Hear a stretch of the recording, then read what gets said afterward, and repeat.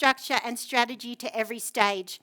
Katherine champions leaders at all levels to drive bold goals, replacing fear with trust and tactics and traction. Let's welcome Katherine Robinette with her powerful talk, Shed the Armour of Silence.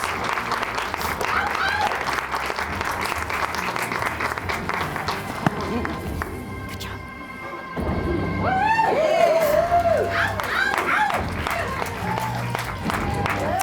We want to celebrate this most auspicious merger of these two companies. The employee gatherings have been spectacular. Everyone is raving. Thank you, Katherine, for making these events such a resounding success. And my heart sank. Because I didn't believe in the merger. Oh, I had done as they had asked, and done it with my usual professionalism. But I hated every minute of it. You see, I had been anticipating becoming a shareholder of the original company. And I had been emailing leadership for information on the process, the financial commitment, and the timing, and getting crickets.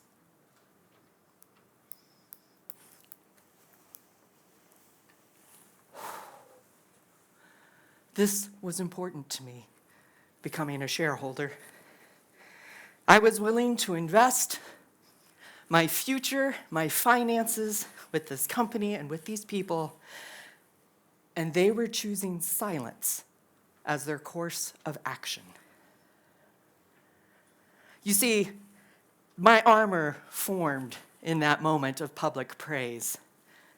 I'm sure they armored up also about the second that I started emailing about becoming a shareholder, because they had been in negotiations for months. And because I was not yet a shareholder, they couldn't tell me about it. No one knew what to say to me, so no one tried. They weren't inflammatory, nobody was unkind, but we had become combatants, silently standing at opposite ends of a jousting field neither of us had intended to enter, not knowing what to say or do next. Choosing to do nothing is still a choice. And silence will always build armor.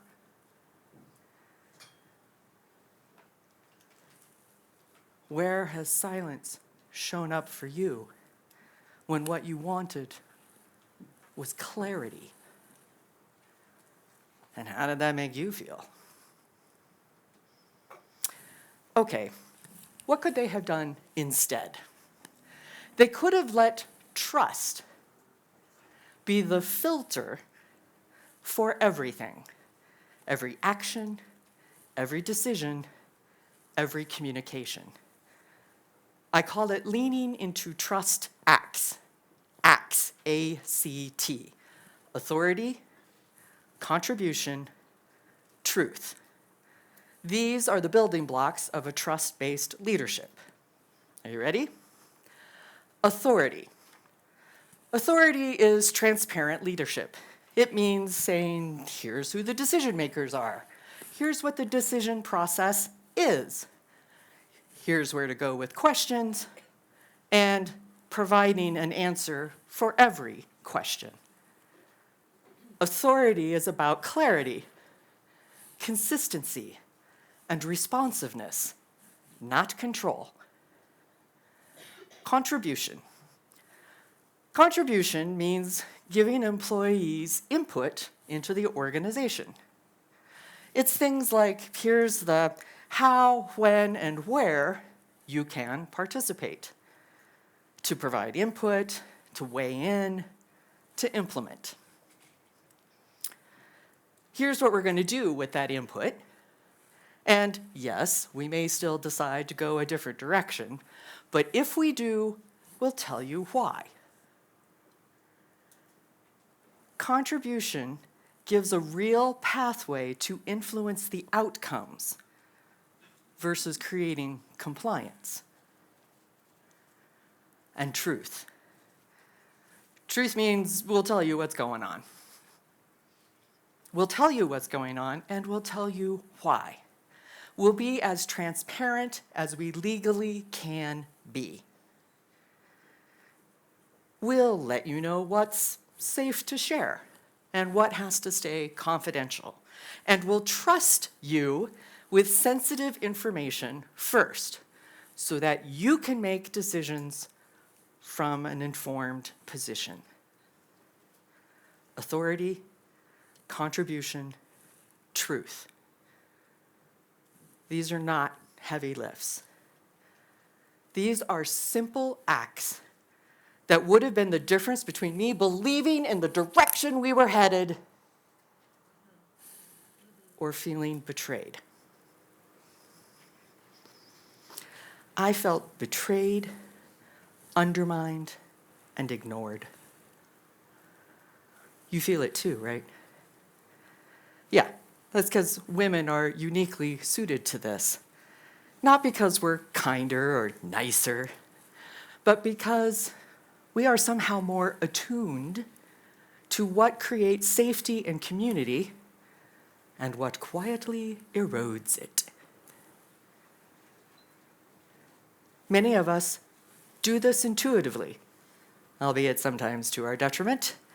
People-pleasing, over-explaining, overcompensating. And yet, leaders who lead from trust, intentionally, from a grounded stance, shed armor. This is what's required to build a trusting work environment. What's interesting is this. I shared my observations with two leaders, two men who were in positions of authority and could actually have done something about this trust deficit. These were men I had grown to care about, to believe in, and to trust with my potential future and my financial investment. And they agreed with me. They saw it too. They knew that something was wrong between us, and they did it anyway. They chose silence over trusting me. Silence. They chose silence. They chose armor. They chose it. Armor is a choice. You get what you put energy towards. It would not have taken much to win my trust back. My father was an attorney, so I grew up in a world where confidentiality was a part of life. They could have had me sign an NDA, a non-disclosure agreement, and told me what was going on. They still chose silence.